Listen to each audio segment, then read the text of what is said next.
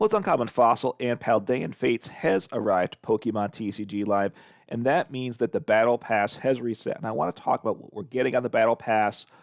There were certain things that I didn't know what was going to happen until we actually saw it, and some of it is different, slightly different than what I expected, and it's slightly different than a regular Battle Pass.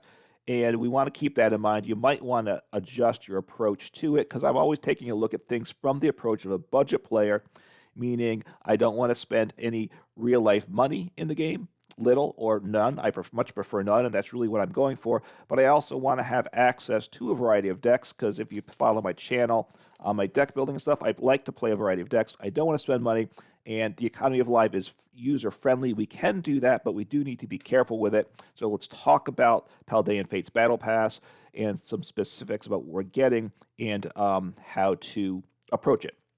All right, we already knew what the decks were, and because I had a video earlier, Pokemon announced that on their website. So there are two decks from the Worlds from last year, and Colorless Lugia is one. It was a World Championship deck in, I believe, Seniors Division by Gabriel Fernandez, and some cards in this deck are rotating, but not all, I believe. So, Lugia is not rotating, and it's not the single strike build. Partly it didn't do as well, didn't win the division, but also that single strike is rotating. So they're giving us decks that aren't rotating, which also means that we're not getting in the Premium Battle Pass. We are not getting the World Championship deck, which was Mew, because that is rotating. It's also been, I think, on the Battle Pass 2 times, so we don't probably need that a third time for most people.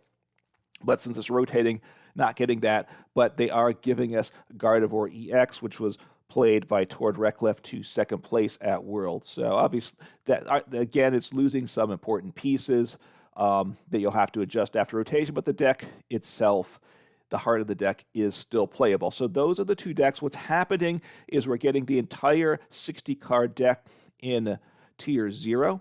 And then as you go up the tiers, you will get some additional cards, but unlike a typical Battle Pass, these aren't cards that you can swap in to make the deck better. Rather, these are alternate art, which you can swap in to bling out the deck if that matters to you, but you're not getting cards that will different cards, right? In terms of what the cards do, they are the exact same cards, just different art. So that's a little different than usual. Sometimes the Premium Battle Pass does that, but that's not what the basic Battle Pass normally does. One thing that I wasn't, we knew what was happening, but one of the things to compare Paldean Fates to is to Crown Zenith, I believe it was. That was a year ago, and that was the last time a special set came out, and it and they reset the Battle Pass at the same time. What they did for that once, they also gave World Championship decks, but they gave 4 World Championship decks, 2 on the basic, 2 on the premium. They were at Tier 0 and Tier 25. I guess they called it a celebration of Pokemon TCG Live beta going global. So I guess that's how I got the extra 2 decks. One thing with that time is on the basic Battle Pass normally, they give us packs from the new set, and they've done that again. The packs given out in the basic Battle Pass are from Paldean Fates. A year ago with Crown Zenith, they gave very few Crown Zenith packs. It was mostly a mix of packs. So we're getting a lot of Paldean Fates packs from the basic Battle Pass. When you add up, I believe, the packs as well as the crates you get, we're going to get 78 packs, which include the 2 crates. So you're going to pull a lot of cards from Paldean Fates. We'll talk about those cards a little bit, and I'm going to have to do another video on that too as well, but we'll get to that shortly. And then the Premium Battle Pass is similar to usual in that you will get packs also as you go up, and it's a mix of packs. Like here you get a 151 pack on Tier 16, you get Obsidian Flames pack on Tier 18. So it's a mix of packs. I don't believe there's any Paldean Fates on the Premium Battle Pass. That's kind of typical to what they do. So what you're going to want to do, all right, so just talking about Paldean Fates a moment here. There's 173 Pokemon, 17 trainers in this set, I believe, and 0 energies. That's what I got when I looked in the deck builder in the game here. The tricky thing is, in terms of what cards you might want in terms of playability, most of these cards are alternate arts or even just the alternate shiny finish on the current arts. So it's a little tricky to find out what the new cards are in terms of new cards to give new gameplay options. And I've got to dig into that more because I haven't found a good site or source, a good quick way to find out what are the new cards in terms of playability. Obviously, you might want the alternate arts, and that's something to keep in mind for yourself. Myself, the basic arts are fine. I just want things that are playable, and I want access to those cards. So we'll talk about approaching that in a minute. The other thing that's important to note here, well, two things, they kind of go hand in hand. One, it is still 50 tiers like usual.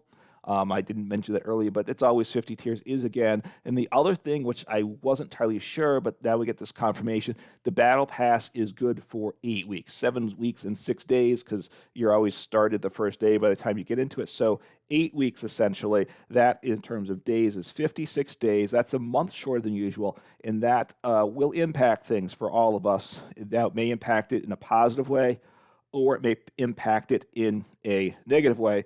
Get to that shortly for the recommendations. So starting recommendations, what do you need to do? First off, you are going to want to get the Battle Pass, the Premium Battle Pass as well. So anyway, you're obviously going to go in, you're going to collect the Tier 0 Battle Pass. We'll just do that first. I get some credits, a bunch of credits. You get some cards, boom, boom, boom. Let's go through these packs. So all new cards here from these packs, right? Some of them are just different arts. Some are actually new cards. I'll have to see, right? Like Nest Ball, Ultra Ball, I don't need those. Charizard EX, a new art to Charizard EX. There might be just a new finish. I'm not sure. So, Maractus, I don't think that one's a new card either. Doxbun, I think this one might be new. It's not one I'm familiar with. Some of them might be cards that have been around that I just haven't been aware of. Mimikyu is certainly a favorite of mine. Again, the Houndstone, I don't believe this is anything different than before. No, again, it's just a different art. So, Pineco, I'll just kind of click through. I tell you, I'm just going to collect all. Oh, all right. That's got some new cards. So all new cards, no duplicates, which makes sense. Some of them are, in fact, new cards.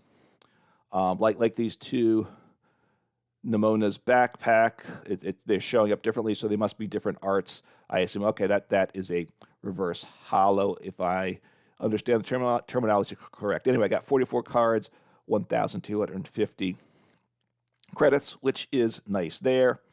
Boom, gets added to my total of things, and you always want to buy the Premium Battle Pass, right? Gardevoir, we get some sleeves, and the other thing. So click Premium Battle Pass. You have a choice here, so this is why I'm doing it in the video. Premium Battle Pass and Premium Plus Battle Pass, which cost 600 crystals for the Premium, 1,800 for the Premium Plus. Do not do the Premium Plus. I don't think it is worth it at all. It says 3 times value, but it's not really. You get with the Premium Pass, you get access to the Premium Battle Pass, which is what we want to get.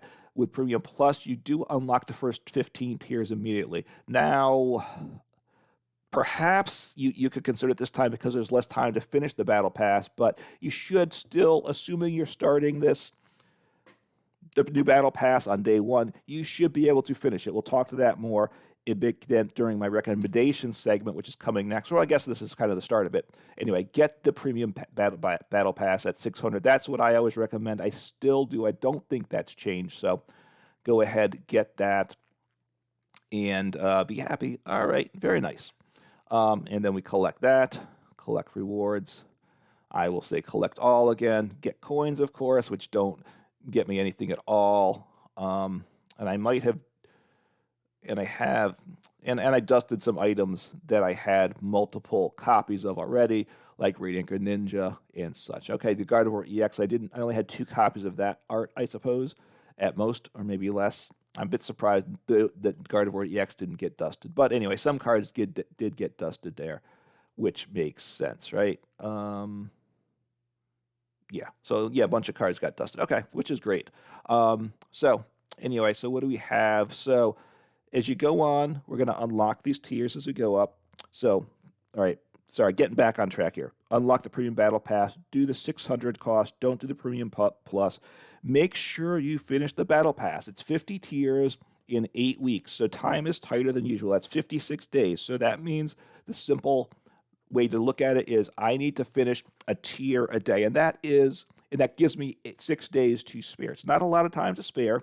If you find yourself that you can only play like five, even if you can only play even 6 days a week, you're not going to finish the battle pass. If you're coming up a little short, you still probably are better off not paying for the premium plus. Although you could, it's not the worst thing in the world, but I think it is suboptimal. Try to complete a tier a day. You complete your daily challenges. That's the basics to doing. You'll get 800. You get 300 for the one, points towards the battle pass. 500 in the other. It's 1,000 points per tier. It doesn't. I don't think it says that anywhere, but it's 1,000 per tier. So you get 800 for that. You win like 2 games. You probably get enough points to get your 1,000 each day and move up a tier. So that's the basic formula. Move up a tier a day. If you can only play, say, 5 or 6, just make sure you move up 7 tiers per week. You can always kind of look at how much time you have left and how many tiers you have to finish to see if you're on pace. If you know you can't play every day, try to then do more than a tier. Do a tier and a half, do 2 tiers. So this time it might take a little grinding. So if you're a player who finishes the battle pass early, is frustrated by the fact that you get very little rewards after the battle pass is done, which is true for a lot of people.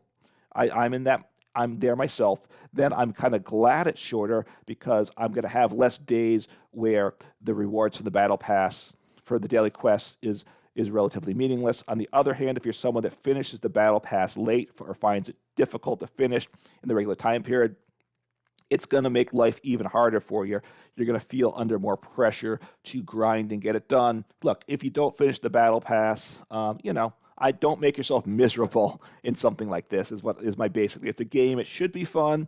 While, yes, you're giving up a little bit in terms of the economy if you don't finish the battle pass, make yourself happy rather than grinding for hours a day that you hate. That's something to keep in mind there. All right, and then the other thing is crafting the new cards. The best thing to do, and it's still true because we have the new cards, that we're getting new packs, is wait to craft the cards you want from Paldean Fates. You're going to pull a number of them from the packs, and it costs a lot more to craft the card than you get when the card is dusted when you pull it from a pack. So the best thing you can do is wait till you open all your packs, all your like 78 packs, see what you've pulled, and then craft the cards you didn't pull that you're going to want. Now, it takes patience. You might not want to wait those 2 months, and I understand it's frustrating. The suggestion that if you're going to craft things beforehand, try to stick to the commons and uncommons when you're crafting cards. The way the packs are constructed now in terms of I believe 6 cards per pack, and the way the rarities are mixed in general. Now, this set might be a little different. I'll see as I start to open these packs, but generally you pull a lot of rares, and there's less rare cards in a set, and you end up pulling a decent number of rare cards. So crafting the rare cards is they cost more, and you actually get a pretty good pull rate of rares, I find, a higher rate of rares than commons and uncommons, just because there's a lot more commons and common cards in the sets generally. And of course, the EXs and such cost even more. So again, hold off on crafting those if you can. Stick to commons, uncommons. A lot of the trainer cards in particular, which are useful in a lot of sets, are uncommon. So if you craft particularly a couple of uncommon cards that you're going to play in a number of decks, that's not terrible. You're getting good value out of that is what I'd say. So try not to craft cards that are going to be one-offs just for a deck, and try to keep it to the lower rarities, commons, and uncommons. The other thing is, look, Shining Fates is all about the new texture, which I haven't seen yet, how it looks in game. So, we'll all look forward to seeing how they look, and also alternate arts. I'm a budget player. I don't care about arts. I'm actually very happy with the basic arts. If you really have to have the new judge art, then you're just probably going to have to spend a bunch of credits to get it. It costs, I believe, 1,250 credits to craft the new judge. So let's just take a look at that here. Create a new deck. I'll just edit this deck. Doesn't really matter, does it? So come to trainers, type in Judge, and you have the new art, which is this one. And there it is. You might really like it, and that's fine. I have no issue with that, but it's going to be expensive to craft. It is 1,250 credits, and you can craft 2 EXs for that. So 2 new X's that you don't have. So, you know, if you really have to have the art, go ahead and do it. You're going to have less access to other decks, or you just have to spend some money. And if you're willing to spend money, then go ahead and don't worry about it. But otherwise, just focus on from the Paldean Fates cards that are actually new playable cards, right? That's the other thing as a budget player. Don't worry about the arts and finish the Battle Pass, buy the premium Battle Pass, but not the premium plus.